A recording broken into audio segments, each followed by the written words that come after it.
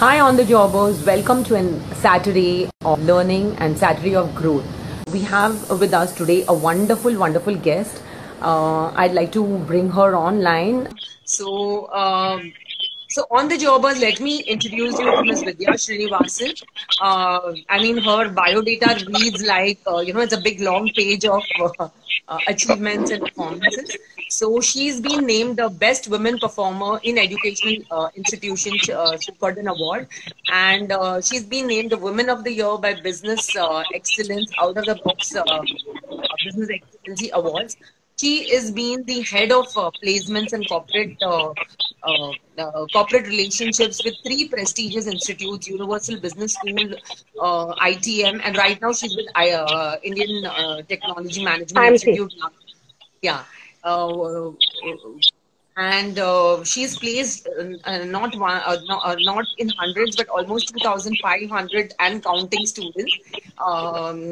This is amazing because guys, let me just give you a brief, because I have been into executive search, and this is a great number for me because we usually we recruit people who come with experience, like say 5 to 10 years of experience, and we have a lot of MBA freshers and graduates approaching us for jobs, and I find it really tough to especially place MBAs, because there are a plethora of MBA organizations within the country, and there are so many colleges which are dishing out, say, MBA graduates.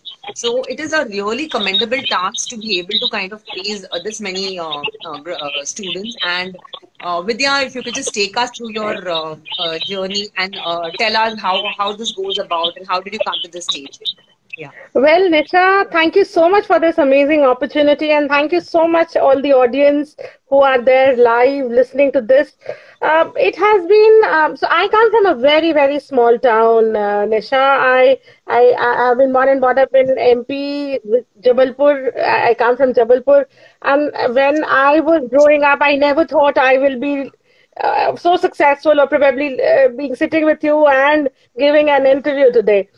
So, the journey has been a roller coaster ride. I started off with starting as a visiting faculty, and today I head the corporate relations to one of the most prestigious schools in India, IMT Nagpur. I head them. And when talking about my qualification, I'm a master practitioner NLP certified. I have written almost 20 plus research papers in national as well as international journals, currently pursuing my PhD. And like placing students, that has been the most fun part in my life. I live students, so my life has always revolved around them. So that has been my journey, and in corporate relations I've been there for the last 11 years. Wow, that's it's not only it's a wonderful task, but it's also a super challenging task. I can tell you, because the way we are dishing out the MBA graduates. So Vidya, I just wanted to start by asking this question as to always there's a batch every year. There's a graduating batch of say 100, 200 students coming out of the MBA colleges. So if you can, who are the students who stand out, and who are the students who bag the top offers, and what do you think is there in their CVs which makes them stand apart from the rest of the crowd? I always tell students that there are 5 C's. I term it as crack the code. Right? The first C that I tell students is communication, right? Without good, strong communication, it is very difficult for any student to stand apart in the league. So communication plays a very critical role. It's not the language, it's not English at all. It's the communication, the thought process, the clarity through which you communicate, that plays a very critical role. So the first C is communication. The second C is collaboration, right? In today's world, we need to talk about synergies. We need to build it up on each other. We need to network. And today what I say is network is net worth. So you need to work on the collaboration. The third C that I talk about is continuous learning. It's important for any student to continuously upgrade himself, learn, and because the world is changing dynamically. We are today, 2 years back, we never knew that there would be something called as online, right? And today we stand up, everything has moved to an online platform. So you need to have continuous learning in place, right? The fourth C is character, right, which plays a very, very critical role. Character, which includes your right attitude, which includes the perspective on what the companies want, what the corporates want from you. So character not only talks about being honest or sincere, but it also talks about the right attitude. And the last C that I speak of is commitment. If you are committed to yourself, to the corporate, I think nothing stops you from there. So there are 5 C's that plays a very critical role, and I call it as crack the code. Wow. So this is so wonderfully put, and I'm sure like it's much easier to remember when we talk about it in this context and this way. So Yeah. Vidya, I just wanted to ask you in terms of so now the student now, a lot of my students who are watching are in their graduate years or even the 11th and 12th grade, where they're building up their resumes and you know they. So right now within the graduation or even within the first and second year, we heard a lot about internships, and we heard, do colleges actually take an effort to provide? And the problem with India is because there's a problem of plenty. Like, there are too many people. So even all the efforts of the college and brand name sometimes goes a little swing. So how do students utilize these years of say the grad and the post grad or even the 11th and 12th to what are the hard skills that they need to develop? And then we come to the soft skills. Sure. So when we're talking about the hard skills, so it's very important, first of all, a student, whichever industry, whichever stream he is wanting to get into, whenever a student is planning to prepare his CV, his curriculum vitae, or a resume, the elements that gets into a curriculum vitae is not only your educational qualification, right? It not only talks about what you have done in terms of your academia. It also covers your curricular as well as co-curricular elements. Now, when I say curricular, Nisha, it's very important. Whether you are in 10th standard or 11th standard or 12th standard, you need to start thinking on building your portfolio with a lot of certifications, right? Okay. Relevant certifications. Now, let's talk simple. Say, suppose a 12th standard student, what type of certification will he look at? Maybe Excel, advanced Excel, right? Such certifications actually build in the resume very well. And whatever job you are in, today, tomorrow, these certifications play a critical role, right? So hard skills can be certifications in Excel, say Java, C++. I'm talking about technical certifications.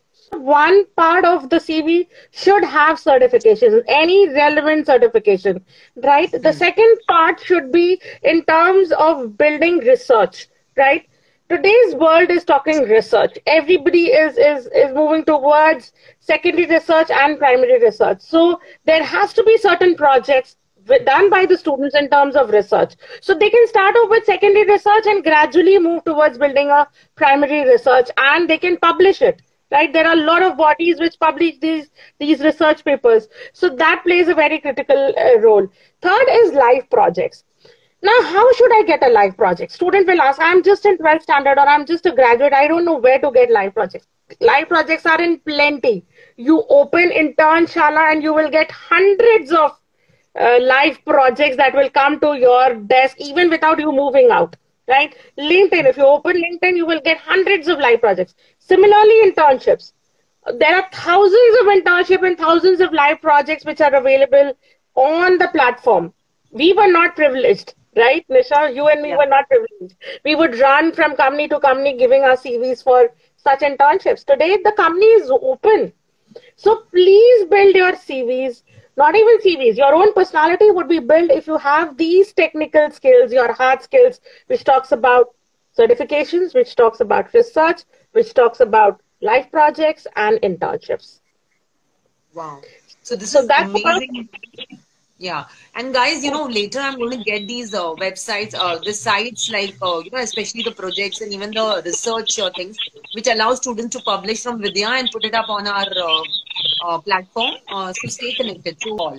So how does one prepare himself and how does one conduct himself through this interview process? So what do you think has made or broken the interviews in your experience? So even before interview, Nisha, I would like to touch upon a very important element, that is your CV or your resume. You know, Okay. the look feel जो दिखता है वो बिकता है, right? The way you portray yourself, it's you which is in that piece of paper. So if that piece of paper is not done well, then there is a lot of, then nobody will really call you for an interview. So your curriculum vitae or your resume has to be very well structured. Now, when the students are young, they don't know what to write in the CV. So a CV is not a biodata. Please, friends, please understand a CV is not a biodata. It's totally different. So biodata is basically for marriage, so you make it separately. CV is, or a resume is for your career. So make sure that you have a professional photograph. Make sure your handles, your social handles are mentioned well. Make sure you have a very starkingly career objective which is there. Okay, so since Vidya has been talking about this, so I would just like to add a very important point that right now then we we recruit for a lot of companies, and even when they have been fresher jobs and internship jobs in their Yeah, resume, it's a like most of the roles now are digital marketing or say graphic designing. So we have to go back to the student or the job seeker and tell them, boss, please mention the links of your work. Obviously, when you've done a course, you've done a digital marketing, you've done a thing, you must have made some links to one her. So please absolutely. include the links in your resume. If you have done some research papers, include those. Don't make the person come and separately. See, you just get those few minutes. A recruiter goes through thousands of resumes in a day. He just gets those few minutes to look at your CV. So if you have, if you have applied and thing, you make sure that all the data which is definitely needed for the job. Even nowadays, people don't mention locations, but in some cases, locations do become important. So please mention it. Please, you can of course say that you're open for remote work and all that, but do mention your location. Do mention a link of all your works, which is so vital in deciding whether you get the job or not.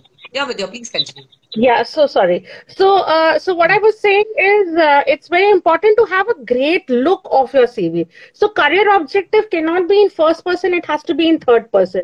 And I generally suggest B school graduates not to put career objective because it's become cliched. But these youngsters who they say 12th pass or just graduate, because they don't have much to say, they can have a career objective, but in third person, divided into three parts. The first part is what are your key strengths?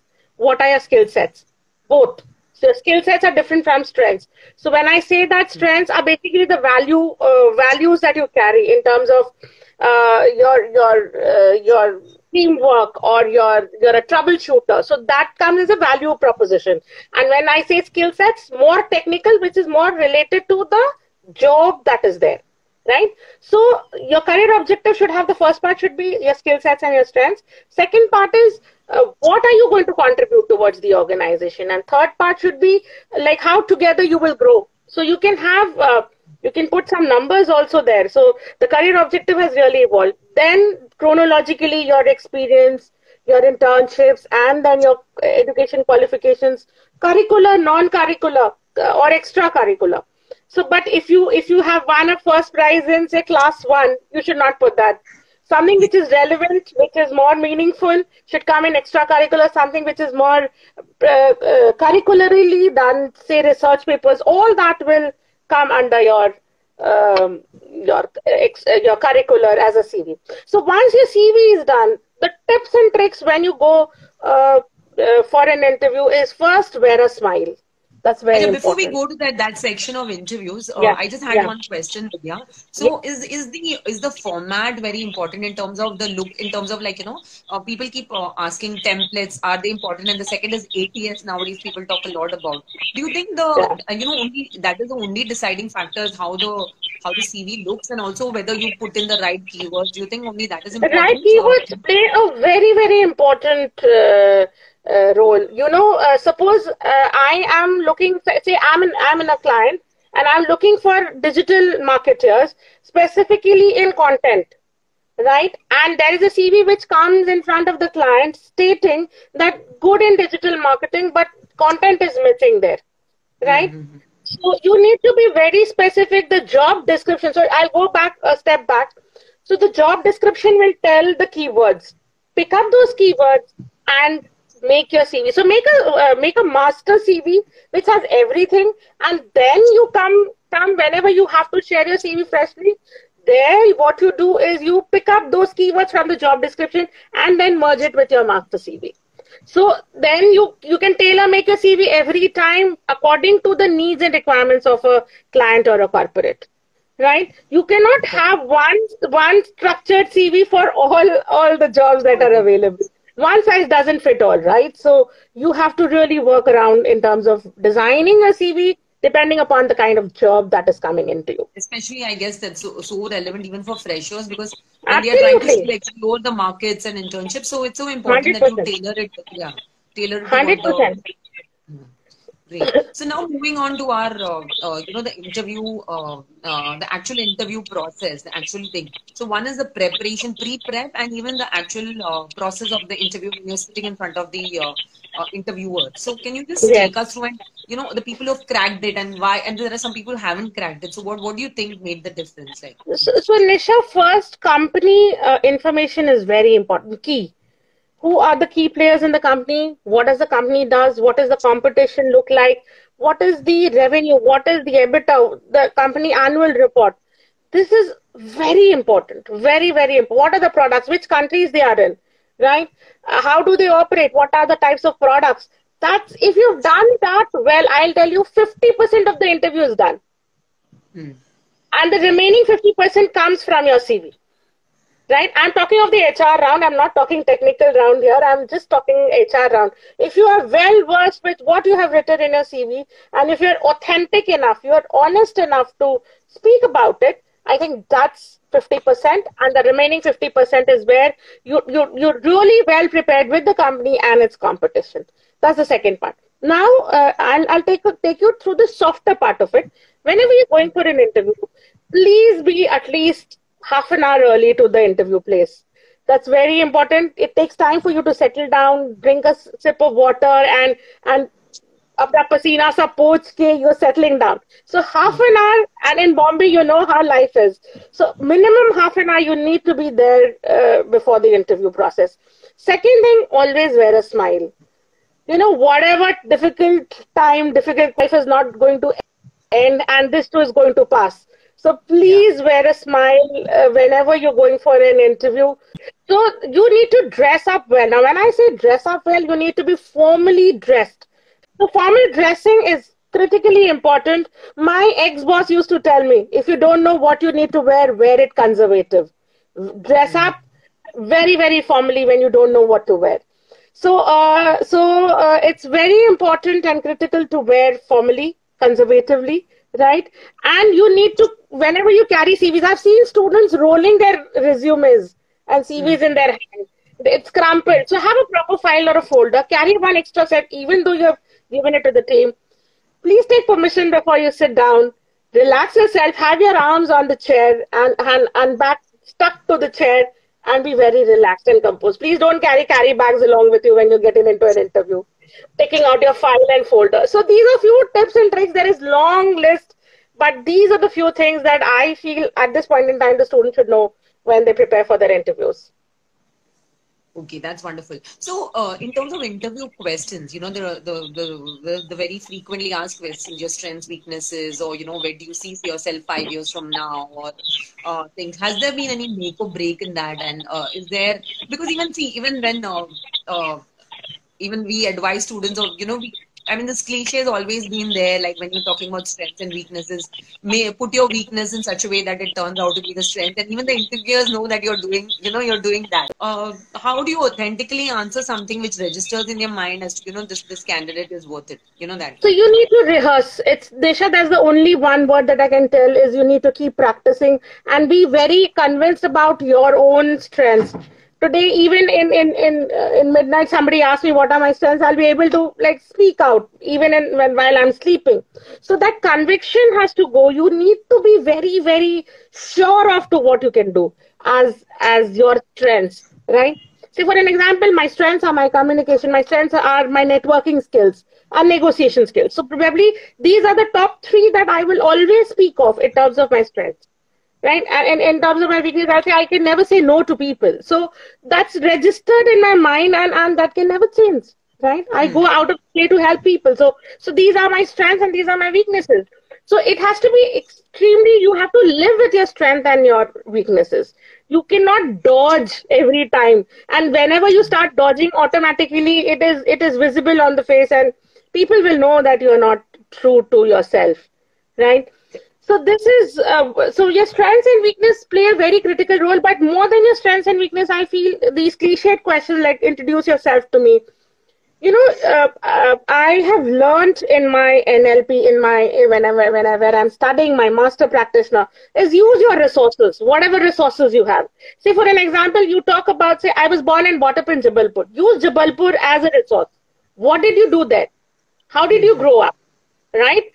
What were you were a head girl or a head boy, or what you did in terms of a leadership attribute. So use your resources wherever you are.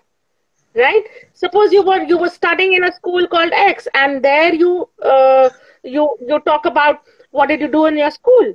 Right? What did you gain? Say for an example, Mumbai. I trained one of my students, and she got through her interview. She used Mumbai beautifully as one of the resources, where she said that I learned how to travel in local trains, and I learned what life is in that local train. So, you know, you use your resources and make sure that you do a storytelling. Whenever, whatever you say in today's world, storytelling is a very, very, very proficient tool and scientific tool today. And if you're doing it that way, if you're telling it in the form of a story, I think you just win the interviewer like this. Wow. Okay. So yeah, that's so, you know, though guys, you know, nowadays this generation is so cynical and they say, you know, these are cliche answers, but sometimes it's all about, see, these are authentic. You can't make up something, your strengths and weaknesses which you aren't. So it's okay if it's cliche, but somewhere your authenticity will come across, and I think you just have to go with what is real and thing, and somewhere the interviewer will come to know, I mean, will gauge that, get this person. So even adding more to the interview part, you know, nowadays, with your most of the interviews are happening online, and most of it is, you know, you just have those few minutes, say 15 minutes in front of the interviewer online and stuff like that. So you know, some things which I have gone through and which I just would like to share with the audience is, number one, even the point which she mentioned about, you know, coming half an hour before the thing. It's so important even for video interviews. Yeah, because if you feel that you're just going to log in at the right time, because there are 101, in fact, there are more glitches which could happen technically than when you're actually there. Like, you know, however, because you're going to be relying on, say, Wi-Fi, you're going to be relying on external sources. So you need to go and check out your connections. You need to check out your laptop, your lighting, whether, you know, your face is properly visible, and, you know, you don't have some ugly things in the background. Sometimes, you know, all those things do give a bad picture about the whole thing. And which you are I'll tell you, Nisha, even today, before we started off, I was 15 minutes early to my desk. This is my workstation in my bedroom. I was 15 minutes early to my workstation. I wanted to check whether even after checking, there were glitches, right? So you need to be well prepared, and you have to have a plan B in place when it is on or online. Offline, you don't have a plan B, but online for sure, you can create your plan Bs in place. Especially, yeah, and so make sure you don't lose out that a golden opportunity just because of you know, bad connections and stuff like that, because I mean, nowadays the opportunities are that great. So Vidhya also now wanted to, you know, you were talking about certain aptitude tests and certain tests which kind of, you know, something which can give a cutting edge to the students, because here we are talking about fresh graduates or freshers, you know, those are things. So what are the kind of cutting edge tools that they can incorporate in their thing? And also okay, the next question could be about social media, which you were telling me, but or do you want to think how they can stand out in this whole sea of you know, aspiring job seekers? Sure. So first part I will cover, I'll give you a few websites. Now, as I said, the student should be prepared with the industry. What does the industry do? Suppose somebody is applying for a fast-moving consumer goods, say FMCG, right? So you need to know what the industry is doing, and where do you get the current and live information. There is a website called ibef.org. right? A student goes there and finds out about any industry. You talk about metal, you talk about automobile, you talk about manufacturing, all the industry details, the current and the light. They have beautiful dashboards. They have beautiful case studies. So student can refer to this particular website in a very big way. IBEF.org. IBEF.org is one place where you'll get all the information. The second relevant thing that I say if you want to know about the industry is referring to this book. This is my favorite book. It is called Marketing White Book. But it talks about all the industries in length and breadth. And every year there is a new edition which comes in. Right, and it hardly costs 500, 600 rupees a bug, and they can really go online on Amazon. It is available. They can pick up these books and they can have a complete industry analysis. So this is a must for any student of any specialization. At the end of the day, you're working for companies, right? And if you don't know what the companies are doing, then there is no point of you being around and working for them. So that's number one. Number two, for aptitude test, there is something called as indiabix.com, INDIABIX.com. So indiabix has a lot of online tests, aptitude tests. They have GDs, they have PIs, questions for most of the companies in India. Most of the companies, right? Like Glassdoor. Glassdoor is not that relevant, but if you go to indiabix, you will have all the information about most of the companies. So that's another place where you should refer in terms of preparation for your interviews. That's the first part. The second part you asked is how a student could be visible, right? Personal branding is my personal favorite topic. When I joined LinkedIn, I joined in around 2013. That's pretty late when I joined, 12, 13, around that time. And I didn't know what to do with LinkedIn. I was clueless. I would just, anybody who's sending me request, I would accept, and I would try to send requests to people. Over a period of time, I've developed the science on how LinkedIn could be decoded, right? And your personal branding speaks volumes. Today, Nisha, because of that LinkedIn, I am here today to talk to you, right? Absolutely. So the kind of personal branding, the personal branding you create both online and offline. So online is where you have so starts from the picture that you use, the photograph that you use, to the content that you put, to the kind of engagements that you have on the online medium, both formal as well as informal. If you look at LinkedIn, which becomes a little formal, if you look at Insta, it is a semi-formal kind of a platform. You can have both ways, formal as well as informal. So the kind of engagements that you create on these online social media platforms plays a very important role, and thus you can build in a lot of traction. Right? So these are the relevant pointers. And offline, you have to have strong networking skills, good communication, a very pleasing personality, and I think you can create a beautiful brand both ways, online and offline. Wow. This is so important because like all the people on the job platform also, there are a couple of people, I've just taken them through the LinkedIn profile audits. We call it the profile audits, and some of them and some of them have actually followed the tips which were there, and even the kind of brand that you've built on LinkedIn, and even as freshers, because sometimes you think as freshers, mein kya dalu? What do I know?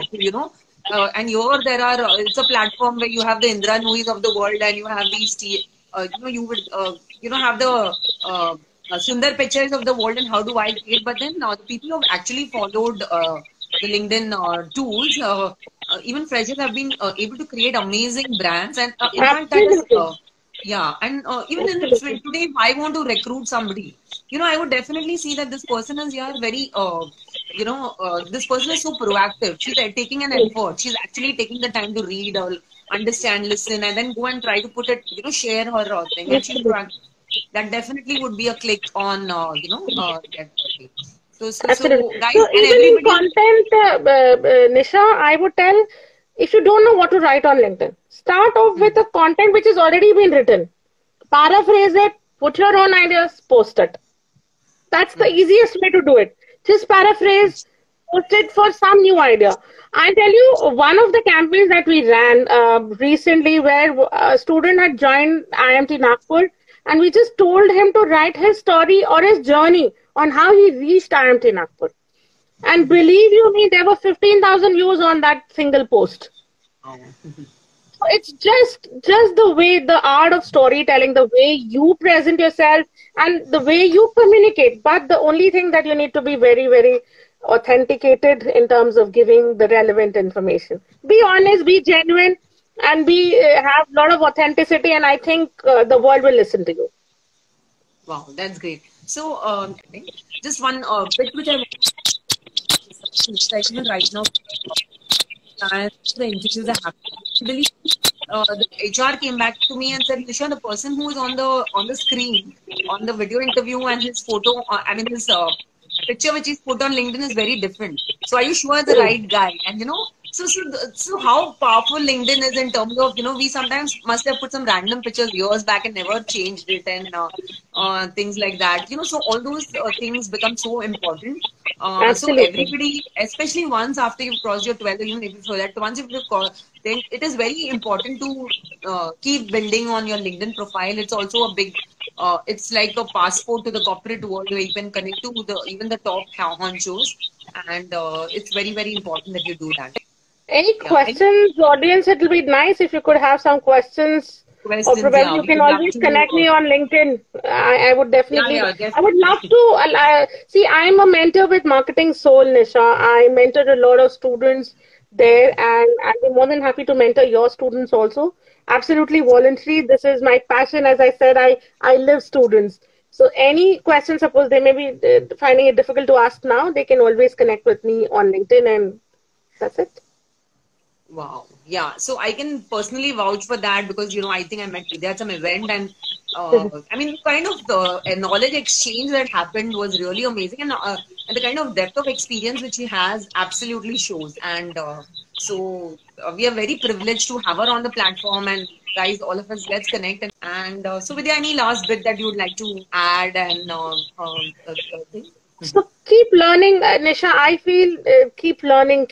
Knowledge is the new oil today. You have loads of data. The unfortunate part is today's students have loads of data, but they don't know how to extract the knowledge. They are overloaded with data. Yeah, overwhelmed, and they don't know how to extract that knowledge. So please start segregating the information that comes to you. Start creating your own knowledge bank, and keep continuously learning, because then only you're alive. So perfection is dead. That is what I feel. So you think if you're perfect, you're dead. So keep doing that bit, every bit, and keep moving towards perfection, but don't be perfect. Think that you still need to know or learn more. So that's my last bit of it for all the students around there. Amazing. So learnability, constant learnability, guys. Whatever tools you learn and whatever the way the world is changing, it's going to be redundant soon. So wherever you get, I mean, of course you get the right sources, and once you get it to learnability is a constant, you can say, companion in your life. Absolutely. And, yeah. So Vidhya, thank you so much for this wonderful session. All of us really benefited so much.